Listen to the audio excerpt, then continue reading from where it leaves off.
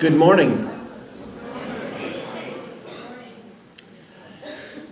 I want to welcome all of our guests today, parents, grandparents, to the 2024 Cum Laude Awards. I just want to say, I think we find an awful lot of time around here to celebrate successes, but usually it's, we're talking about sports teams, or quiz bowl teams, or art awards, or the varsity art team, and I think we don't often enough take time out of the day or gather as a full community to celebrate academic success. And that's one thing I really like about today. And it's funny, all of those characteristics we associate with sports and some of those other activities, hard work, determination, grit, resilience, I don't often enough to speak about them with respect to academics. And so all of this year's inductees not only have the academic horsepower to be successful, but they're sitting up here because they work hard, they are diligent, they do so much that we don't always see to rise to the top. And I'm so proud of their accomplishments. But also, as I look at the group, I see so many people who give back to the community, are leaders on campus, and do so much more other than just be simply known for their academics. So anyway, congratulations to all of you. This is an honor that you've earned, and we have the utmost respect for all that you do for this community. So thank you. Congratulations. I'm Larissa Knabel, president of the Virginia Episcopal chapter of the Cum Laude Society. And I just want to say welcome to students, faculty, and families to the 2024 Cum Laude induction ceremony.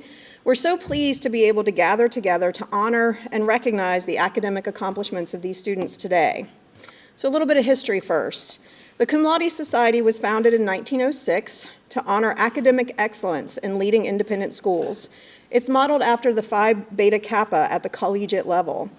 Today, there are over 300 chapters. VES was awarded a chapter in 1986. Today, the Cum Laude Selection Committee is made up of Cum Laude Society members who were inducted at their independent schools or who became honorary members as faculty. If you'd please stand as I call your name. Dr. Megan Nealis, who was inducted at her high school, Cranbrook. Miss Emily Foster, she's here somewhere, but she was inducted here at VES in 2017. And then myself, I am not an independent school student, so I'm an honorary member. The Cum Laude Society is the highest academic award at the school, next to the valedictory. Membership is limited to 10% of the junior class and an additional 10% of the senior class. Inductees must be in at least their second full year of attendance at VES, and they must earn at least a 90 average in year-long core academic subjects, while only grades earned in the sophomore, junior, and senior years are considered. In addition, members must attain either a combined score of at least 1260 on the critical reading and math sections of the SAT, a score of 27 on the ACT, or the equivalent on the preparatory exams. Strength of schedule, with a particular emphasis on honors and advanced placement courses, is an important consideration in membership, as is good character.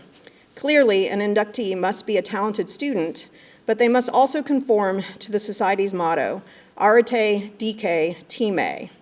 Arete is moral excellence, not competing primarily for academic goals. Dike, the concept of what is appropriate, suitable, and just. And Time, which stands for dignity, honor, and truth. Today, we will induct 13 students into the Cum Laude Society. They will join 7 members of the senior class who were inducted last year. I'd like to ask last year's inductees to please stand as I call your name and be recognized. Audience, please hold your applause until the end. Sherry Bai, Mary Claire Caprice, Laura Chen, Weston Richards, Amog Thalapragada, Sean Wong, and Sophie Zhang.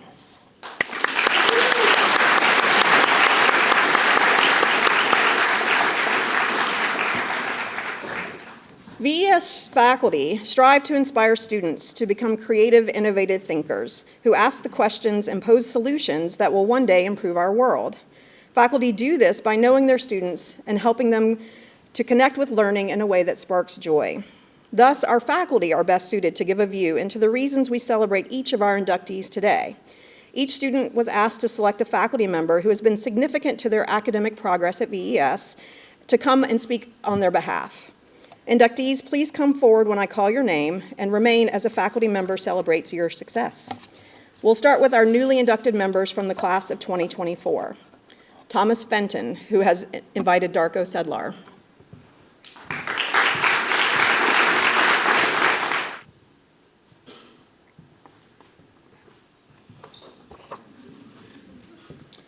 So I got a chance to know Thomas when he was in 8th grade, actually, and I was privileged enough to be his advisor and also his teacher, his couple of his classes. And the one thing that I realized about Thomas is he's very underrated. You don't often hear or see what Thomas does outside of class to consider him as one of the top students. And also, he's a 3-sport varsity player. And on the side, he also does swimming 5 to 6 times a week, which is pretty remarkable. You know, I have 3 kids, and I get just tired to think about what his day looks like. So the fact that he was able to do all that, and we don't celebrate him enough. So I know this is not the last time we're going to hear about Thomas. Congratulations.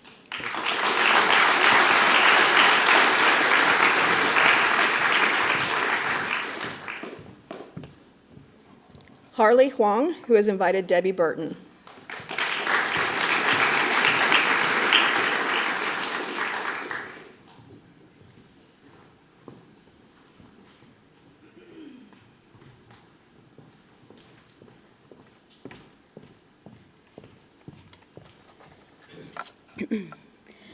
My first introduction to Harley was in a virtual class in the fall of 2020.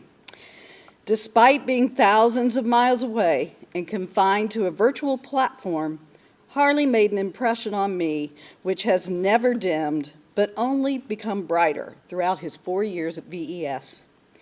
Harley is that rare student who employs creative, original, and analytical thought in all his work, whether it be composing, recording, and performing original music, writing and directing a one-act play, or completing a science assignment. Work is a joy for him. Collegial, gracious, and collaborative, Harley is happiest when he is growing, questioning, and learning.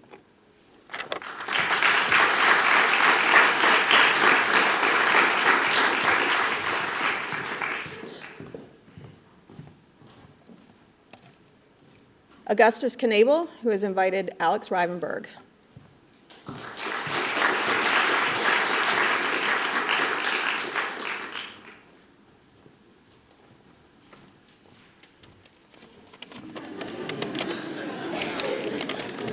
So I had an original plan of just getting up here, saying Augustus's name, and then standing quietly for an entire minute, and that felt like it was going to describe all you need to know about Augustus. But I wrote something down because I told him last week. So Herman Melville once wrote some words to Nathaniel Hawthorne that I felt fit Augustus Knabel and his ways and pursuits of his passions, and it goes like this. I am so pulled hither and thither by circumstances, the calm, the coolness, the silent grass-growing mood in which a man ought to always compose, that can seldom be his. Dollars damn me, what I feel most moved to write, that is banned, it will not pay, yet altogether write the other way I cannot. So the product is a final hash. Augustus, do not let the world turn you into producing the things that they desire. Continue to produce your writing, your art, your kung fu. Continue to nurse through the nights the ethereal spark.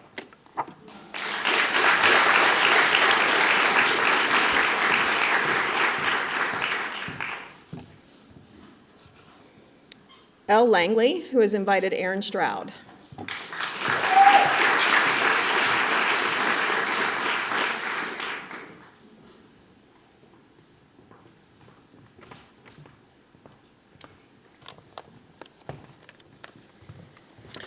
When I think of Elle's academic prowess, the first thing that comes to mind is her ability to take on a difficult task and make it seem like a challenge that she gets to take on rather than one she has to do.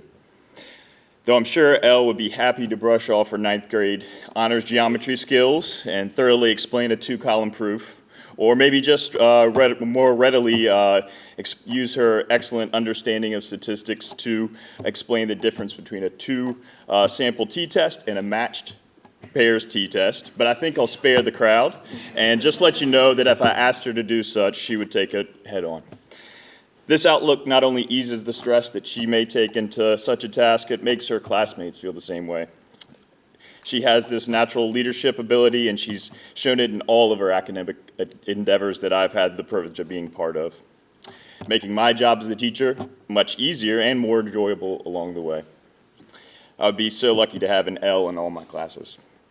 No matter what she chooses to focus these abilities on in the future, I know she's going to kill it, and I can't wait to see. Congratulations on this incredibly well-deserved recognition.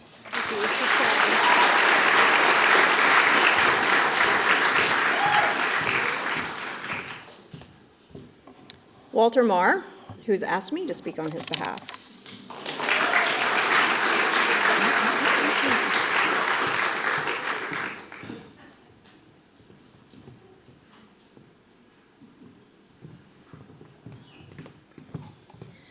It's pretty common during an AP biology test for Walter to raise his hand and ask me about one of the questions. He carefully walks me through his thought process, and pretty often I say, "Walter, you're overthinking it again," which I realize now makes it seem like it's a bad thing, but it's actually quite wonderful. Walter's ability to think critically when faced with unique scenarios is exactly the reason that he's so good at science. Walter isn't content to take things at face value, so nothing escapes his attention. He explores the fine details. He looks at things from a unique point of view, and he feels compelled to think deeply about the challenge he's faced with. And in doing so, Walter inevitably comes to the right conclusion. This type of analytical thinking is something that's incredibly challenging to learn, but for Walter, it comes naturally. And that's something to celebrate. Walter, you're overthinking it again.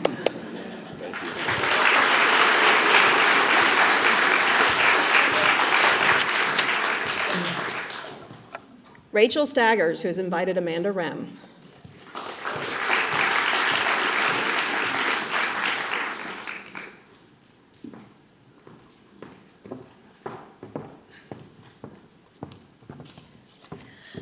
I knew of Rachel long before I actually got to teach her. I had the privilege of teaching her 3 older brothers and working with her older sister, and all of them continuously said to me, "Wait till you meet Rachel, she's the best of all of us." And I didn't know how that could possibly be true because they were all awesome human beings, but with no disrespect to them, they were right. Rachel is the best of all of them. She is smart, she is funny, she is fun, but as a student, the thing I admire most about her is her intellectual playfulness and her love for learning. Albert Einstein said that a true sign of intelligence is not knowledge, but imagination. And Rachel has imagination and creativity in spades, whether it's in an Oscars movie playing a dark murder detective, or whether it's writing a 5-page essay when I've asked for 2 paragraphs. Rachel loves learning, and once she gets going, you just don't want to stand in her way. And then just one other thing I really admire about her, aside from her intelligence, is just she is a woman of God. And one of my favorite verses is, "Charm is deceptive and beauty is fleeting, but a woman who loves the Lord is to be praised." And Rachel lives fully into this, and she is to be praised, and I'm so glad we get to celebrate her today.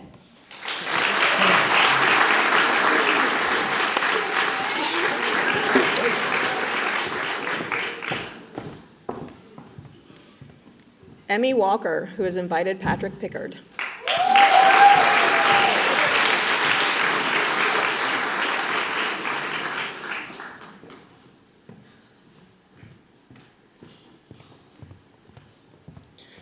We proudly celebrate our outstanding students today, and Emmy Walker exemplifies dedication and resilience. Her academic achievements, especially in my honors chemistry and biomedical science classes, are truly remarkable, which has earned her a well-deserved spot in this prestigious ceremony. Emmy's journey extends beyond her academics. She has faced challenges with unwavering determination, inspiring all of us. Her ability to persevere through adversity reminds us that with resilience, anything is possible. Emmy, your accomplishments and indomitable spirit are a testament to your strength and unwavering commitment to excellence. May your future be bright and continued filled with excellence, and may you always carry the power of perseverance with you. Congratulations.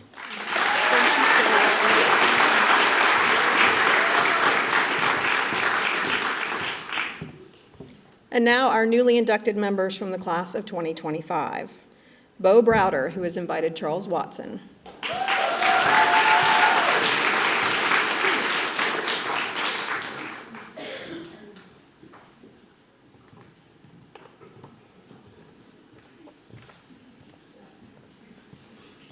In the history of the school, Bo Browder is the only student who ever took BC Calculus as a ninth grader. Now, I've had some kids in ninth grade take a crack at the exam, but he's the only one that ever actually took the class. 10th grade, he took multivariable and vector calculus. This year you're doing in linear algebra and what's the rest of that class? Differential equations, yes, Mr. Carpenter.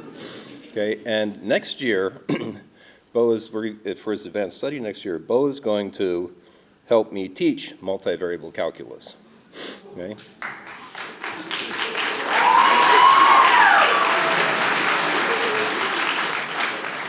And the only thought I have about that, I don't know if you know this, 14 students are signed up for this class, all right? And I got a feeling a lot of them are not coming to see me. Congratulations.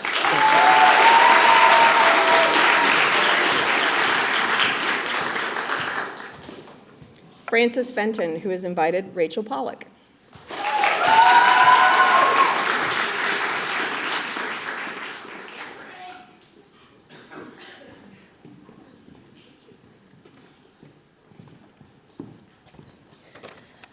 I think one of the most amazing things to happen is when you learn something new about yourself.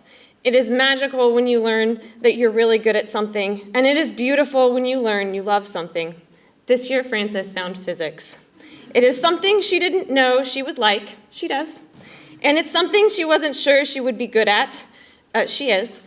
For Frances, physics is the intersection of beauty and magic.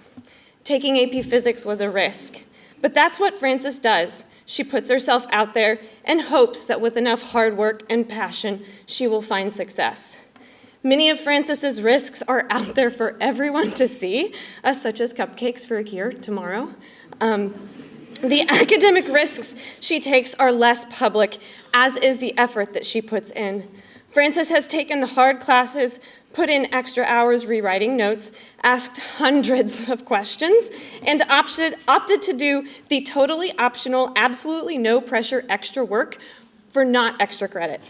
Her achievement of varsity level nerd status is well deserved and will give her cred in the physics locker room for years to come.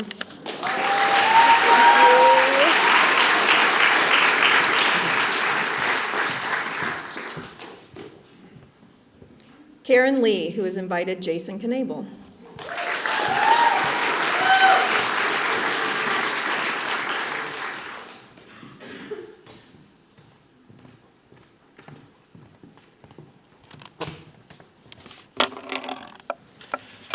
Karen once wrote a paragraph that was 2 words long. This is easy to do wrongly, but it's not easy to do it well, and Karen did it brilliantly. But she does everything brilliantly. Definitions, brilliant. Imitations, brilliant. Sitting at a bowling alley and watching a young boy order chicken tenders, brilliant. She can make a bottle of Nesquik chocolate milk seem beautiful, and she once did. Now, it's one thing to be really good at something, and it is quite another thing entirely to love that goodness in someone else. And just this week, somebody was reading in class, not Karen, somebody was sharing their writing, and I looked at Karen's face, and it was so happy. It was like radiant with joy, because she was hearing somebody else write, and somebody else write well, and I thought to myself, this is why I teach.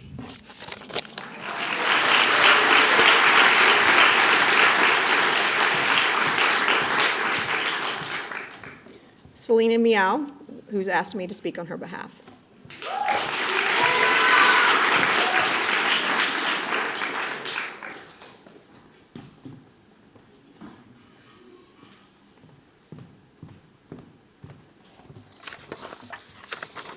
From the moment I met Selena, she's been doing biology in her free time. On McCormick, while she was taking honors biology, she'd frequently ask me questions that were much more appropriate for AP biology level work. She eventually confessed that she was working on her own to prepare for a biology competition, and I happened to know that this one was actually beyond even what we do in AP biology. I pointed this out to her, afraid that she might not realize how challenging this particular competition was. But Selena knew exactly what she was getting into. She wasn't expecting perfection, but Selena is not one to shy away from a challenge. That willingness to put her full effort into something, despite knowing that it might not end in success, has guided Selena throughout her time at VES and ultimately led to what has had her be recognized here today. Congratulations.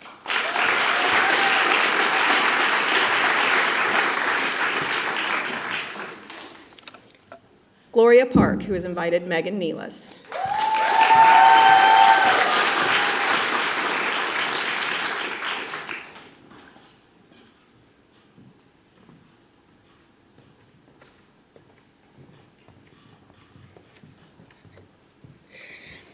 Gloria, it has been a joy to get to know you and support you in your many endeavors as a teacher, as an advisor, and as a supporter and champion of your work outside of the classroom.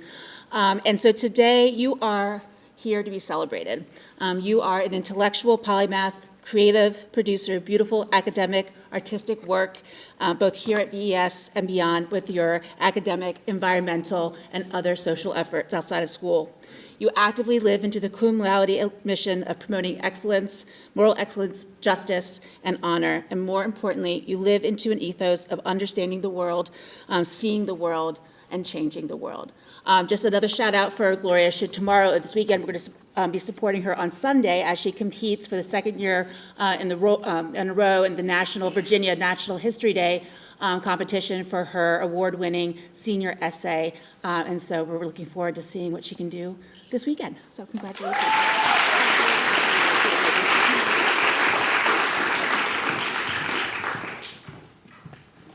David Toll, who's invited Alex Rivenberg.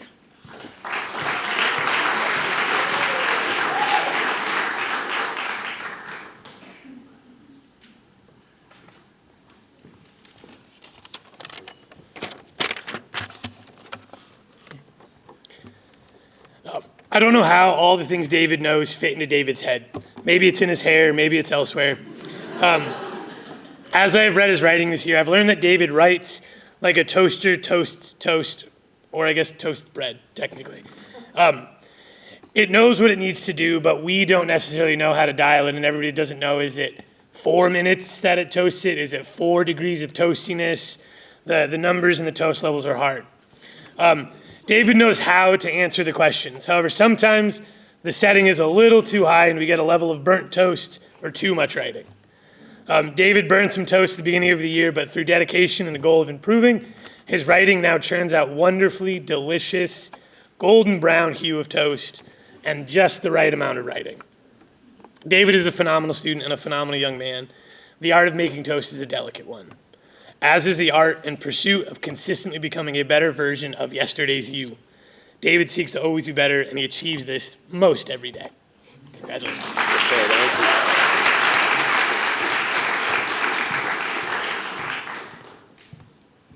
Congratulations to the Cum Laude Society members of the class of 2024 and 2025.